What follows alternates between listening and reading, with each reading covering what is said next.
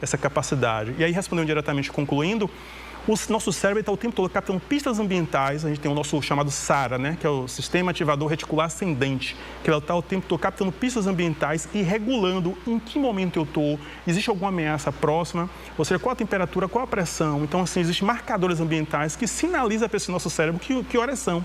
Só que o nosso estilo de vida, a forma como nós lidamos, desincroniza relógio social de relógio biológico. Então, socialmente é 10 da noite, só que biologicamente esse cérebro está registrando 1 da tarde, então não vai dormir. Então, desde horário de se alimentar, desde que a exposição à luz artificial, ou seja, a luz é um marcador, se tem luz é dia, se tem dia é sol, se tem sol não vai dormir. Se a pessoa está se alimentando dentro do nosso intestino, a gente tem um sistema nervoso próprio, que é o sistema nervoso entérico. Se tem alimento, está caçando, é dia, se está dia não vai dormir. Então, ou seja, são o que eu chamei de condutas autolesivas. Eu já mapeei mais de 50, 60, 70, 80 tipos de condutas autolesivas que a pessoa vai se lesionando no momento que ela acorda, no momento que ela tenta dormir e o sono não vem. Então, aquela ideia, a pessoa está se autolesionando sem saber. Então, o que é que a gente vai fazer? Mapear essas condutas autolesivas, desde que a alta exposição à luz artificial, são diversas. E a gente vai sincronizar esse cérebro para trazer ele justamente para a função natural dele. Ou seja, é uma intervenção, eu costumo dizer, com a cirurgia sem bisturi. A gente vai sinalizando ali, vai fazendo esse programa de reabilitação neuropsicológica, é reabilitar. Enfim, não sei se respondi aí a contento, Marcos. Acho que deu para responder sim. Anderson, obrigado mais uma vez. Seguimos aqui com o nosso programa, vamos à participação do Franklin Diniz, da TV Universitária do Rio Grande do Norte.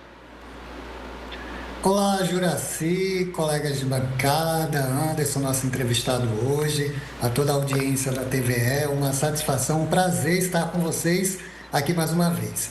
Anderson, eu queria saber quais são os efeitos colaterais do uso de remédios, usado aí de forma indiscriminada para dormir, que tem sido aí um fato cada vez mais comum na população. E aproveito para perguntar também se a melatonina, que hoje é vendida em balinhas açucaradas nas farmácias, se elas podem ser usadas ou se elas têm aí muitos efeitos colaterais. Maravilha. Franklin, por favor, não me fale a palavra melatonina. O que é que acontece? Brincadeiras à parte, mas assim, o que é que a gente tem? A melatonina é só cientificamente prescrita, como eu sempre digo, né? Pode sair um estudo científico agora aqui que mude tudo. Mas até então ela é especificamente prescrita para 2 casos, que é o transtorno do sono REM, que é um transtorno neurológico muito específico, que não é muito comum de se ter, ou no caso de jet lag social, né? Quando nós vamos viajar, vai transpor ali vários fusos horários, desincroniza ali relógio social biológico. Então, assim, ele pode ser um marcador para poder sincronizar. E aí se pegou, digamos assim, a moda, né, da prescrição da melatonina. Aqui no Brasil ela foi validada como um suplemento alimentar, né? E eu costumo dizer que a melatonina não é nem suplemento, nem alimentar, né? Ela é um neurohormônio produzido pela nossa glândula hipófise. Então, quando a pessoa está tomando a cápsula de melatonina, ela está fazendo uma reposição hormonal. Só que ela pode estar repondo um hormônio do qual o organismo dela não tem deficiência, porque a insônia dela não é proveniente de falta de melatonina. E a dependência química dos medicamentos, Frank, é muito interessante porque se a gente for perceber que se o padrão ouro é comportamental, né, aquela ideia, por que eu utilizo um fármaco? Quando você tem uma psicopatologia que tem um CID específico, você está tratando daquela psicopatologia que na cesta dela tem a insônia, então você vai conter ela. Só que grande parte das insônias que tem, ela é funcional. Então é quando você vai machucar de repente um membro qualquer, que aí o médico ortopedista vai prescrever algumas sessões de fisioterapia. É algo funcional, então não tem um remédio para você poder fazer aquele função, você tem que fazer os exercícios. Então, ou seja, tem coisa que é da química, tem coisa que é da função. Então, concluindo e devolvendo, eu costumo dizer o seguinte, é como o dormir, o nosso cérebro é como um quebra-cabeça, as peças estão ali, você tem que ajustar as peças. Se você está montando um quebra-cabeça e está botando novas peças, a tendência é que você nunca monte esse quebra-cabeça por inteiro, porque cada novo elemento que você coloca é um elemento que bagunça, é um fator dispersivo daquilo.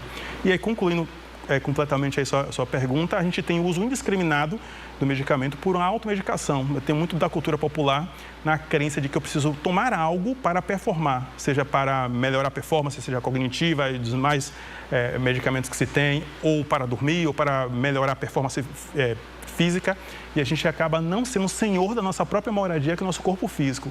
Então, concluindo, ou seja, a dependência química é muito grave, porque depois de um tempo vai gerar a tolerância daquele princípio ativo e aquela dose que dava aquele efeito passa a não mais fazer efeito, aí vai se prescrever uma dose maior até atingir a dose que já está no máximo e aí vai se prescrever um outro fármaco e vai repetir o chamado ciclo, né, vicioso. E lembrando que o fígado está recebendo essa química, os rins estão recebendo essa química e é aquela ideia, né, é uma conduta autolesiva, quando você contraria aquela ideia, né? Se o padrão ouro, consenso internacional, você chega lá na Faculdade de Medicina de Harvard, está lá chama CBTI, Cognitive Behavioral Therapy for Insomnia. Por que eu estou operando, digamos que assim, contra o consenso internacional científico? Eu vou ser negacionista? O que está acontecendo? Ou seja, a gente precisa entender o que existe de estado da arte em ciência e aplicar na nossa vida prática. Anderson, obrigado. Gente, vamos a um rápido intervalo. O Giro Nordeste volta em instantes com a participação de Anderson Pereira, neuropsicólogo clínico, especialista em saúde do sono. Até já.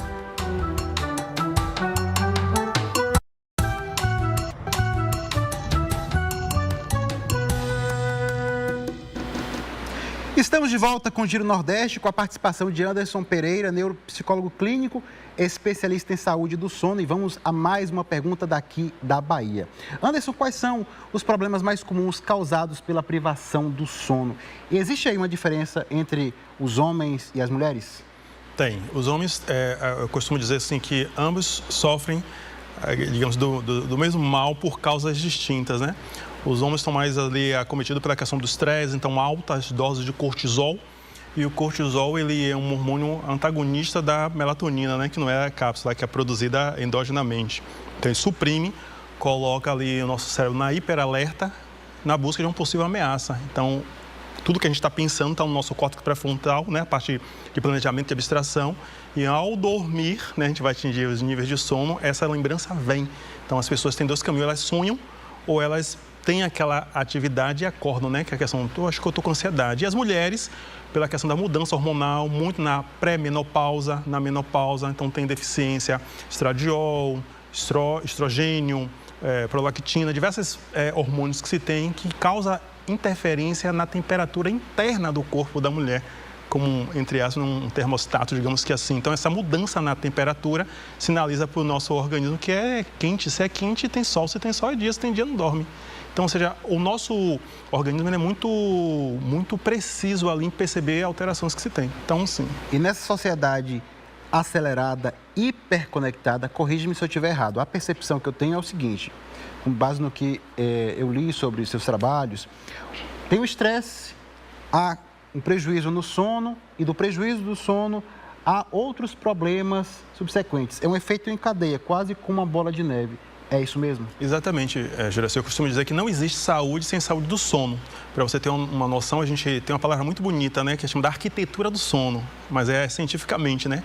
Que a gente dorme em ciclos. Geralmente as pessoas associam que a gente dorme em linha reta, né? Dormiu, linha reta e acordei. Não, a gente vai dormindo em ciclos. N1, N2, N3. Aí o sono REM, que é o famoso sono REM, mas tem o chamado sono sol.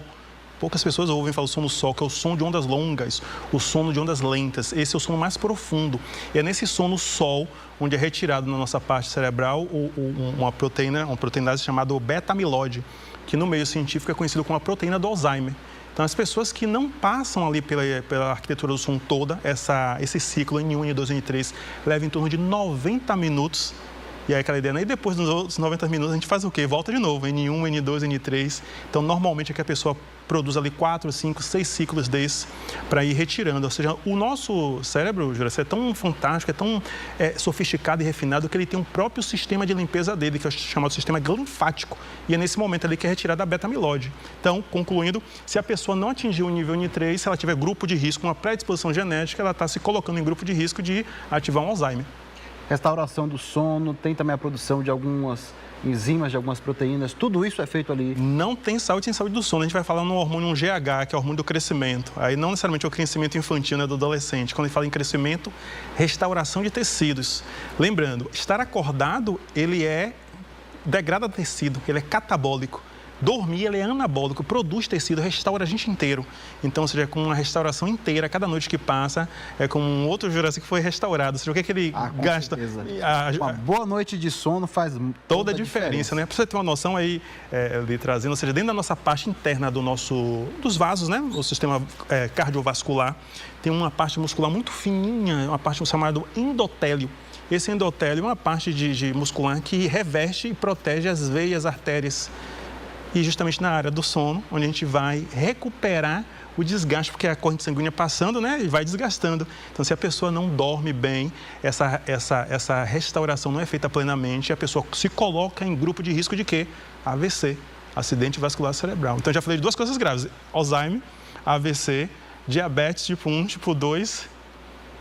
Poderia aqui ficar a noite toda citando, ou seja, tudo por conta resumo o problema em uma frase: não existe saúde sem saúde do sono. Isso aí. Bom, seguimos com o nosso programa, temos mais participações e vamos conversar mais uma vez com Marcelo Albuquerque, da TVE Alagoas. Marcelo, contigo. Anderson, eu queria que você falasse um pouco mais sobre um conceito que você usou a primeira vez que eu ouvi aqui, foi na pergunta do Marco Saldanha, que foi de condutas autolesivas que nós temos durante o nosso dia e que no fim do dia vai atrapalhar o nosso sono. Você falou que chegou a mapear um número considerável, né, que existe já um mapeamento de um número considerado de condutas dessa. Queria que você citasse um pouco essas condutas e pudesse, se é possível, dizermos as principais condutas, quais seriam e como nós podemos tentar evitá-las. Maravilha, Marcelo. É aquela ideia, né? São dezenas, mas em termos práticos, assim, diretamente, a gente tem... o que é a conduta autolesiva, né? O conceito preliminar? Tudo aquilo que a gente sofre um problema, tem o suposto de saber por que aquilo aconteceu. E a gente vai tentar resolver aquele problema com o suposto de saber, porque a gente não tem o domínio do fato. Na tentativa de resolver o problema, a gente só piora o problema. E aí que vem cunhada a conduta autolesiva. Como, por exemplo, o uso de chás é uma conduta autolesiva. Então, o chá é bom, o chá é ótimo, o chá é uma maravilha, mas não para tratar insônia. Lembrando que o chá ele pode ter um caráter relaxante, ele tem ali alguns princípios, mas lembrando que aquele chá, as pessoas, como é que elas fazem? Elas substituem a ingesta de água por chá. Então, você está ali aumentando a ingestão de sais minerais, que vai ter interferência na parte acúmulo de cálculo renal. Você está, inclusive, mascarando coisas ali que se tem. Você tem a toxicidade do próprio fígado. Então, assim, o uso de chás, a ideia, o uso de medicamento inadvertido, a irregularidade de alimentação. Para você ter uma noção, assim, o ciclo circadiano, o famoso ciclo circadiano que tanta gente fala, ele tem total ligação com a nossa parte intestinal. Então, tem várias pessoas que têm inflamações intestinais, e aí na inflamação é produzida uma substância chamada interleucina. São mais de 6 tipos de interleucina, não vou entrar aprofundadamente aqui, que ela vai interferir completamente no ciclo circadiano. Então, frequência alimentar é um marcador, pistas ambientais para o nosso sistema nervoso de que hora do dia eu estou localizado. A exposição à luz, quando a gente está olhando a luz, a nossa retina produz uma substância chamada melanopsina, que ele é um marcador de que trecho a radiação solar, em que trecho do dia é. Tudo isso a gente vai regulando o sistema biológico, né? Relógio social e relógio biológico. A gente vai entender a quantidade... Por exemplo, a gente é o país do café. Então, assim, a ideia de eu tomo café não interfere. Se a pessoa não tem insônia, tudo bem. Mas se a pessoa tem insônia, o café, ele, inclusive, ele mimetiza, ele simula a substância, né? Que é a adenosina, que é o marcador que vai gerar o impulso do sono. Então, Marcos, desde não se expor à luz, desde a gente tem muita a cultura aqui, principalmente no Nordeste, né? O ar-condicionado. Então, se você está desincronizando, se tem ar-condicionado, está frio, se está frio, é noite. Então, se a gente está o tempo todo bagunçando, digamos que assim, o nosso sistema, o nosso SARA, Sistema Ativador Reticular Ascendente, de que horas são mesmo? A gente está fugindo da condição natural. A ideia de condimentos que se tem, então você tem o NaCl, que é o sal, que vai ter interferência em todo, assim, são 80, 70, ou seja, enorme. Mas, basicamente, o que é que a gente explica? A gente precisa fazer uma reengenharia de hábitos para a gente poder retomar as origens, né? Para que esse cérebro entenda que 7 horas socialmente, 7 horas biologicamente, 8 horas para quando der ali o ciclo, ao pôr do sol, naturalmente produzir a quantidade de melatonina e entrar em sono. Em termos superficiais dizendo, né, Marcos? Eu não sei se foi muito profundo, mas enfim, que eu posso trazer. Nesse campo medicamentoso, eu queria trazer uma dúvida, eu acho que ia ter dúvida de muita gente. Uma opção a esses tratamentos mais convencionais? A gente tem visto que algumas pesquisas têm avançado na área da cannabis. Sim. Tem sido um campo promissor? Como é que tem sido o uso dos medicamentos à base de cannabis para tratamento de distúrbios do sono? O que acontece? É tudo muito inicial. Aí aquela ideia, volta a retomar. A primeira linha de tratamento para insônia não deve ser medicamentosa, a primeira linha de tratamento para insônia deve ser comportamental por meio da TCCI. Então tem experimentos, tem estudos tem de tudo, né? Mas assim, não é o que está no by the book, digamos que assim, no receituário, no livro. As pessoas, como assim, essa linha de conhecimento não há, digamos assim, essa amplitude, se tenta, né? Porque a cannabis traz aquele tom mais relaxante, né? Mas aquela ideia, está se valendo de uma química para atingir um objetivo. Quando ainda é um medicamento. Ainda é algo que vem de fora, né? Um princípio exógeno, né? Então, a ideia é que a gente ajuste aquilo, ou seja, o nosso corpo, da mesma forma que ele é capaz de produzir fome, ele é capaz de produzir sede, ele é capaz de produzir tudo, ele é capaz de produzir o sono. Então, é aquela ideia, o nosso cérebro capta diferenças de temperatura e produz o suor. Né? Ou seja, o nosso cérebro está captando o tempo todo. Ou seja, toda vez que eu vou me valer de algo externo, eu estou me valendo de um atalho. E o atalho é sempre o caminho mais longo. Então, tem vários estudos disso. Tem pessoas que vão dizer, eu usei e deu efeito. As pessoas usam das mais diversas coisas e mais diversas coisas que dizem efeito. Mas isso, digamos que assim, não é o padrão ouro, ou seja, não é o que está já consagrado. Então, se tem uma terapêutica específica para aquilo, por que não utilizá-la? É isso, e cada organismo é um organismo. Exatamente. Vamos conversar agora com o Marcos Saldanha mais uma vez, da Rádio Timbira, Maranhão. Marcos.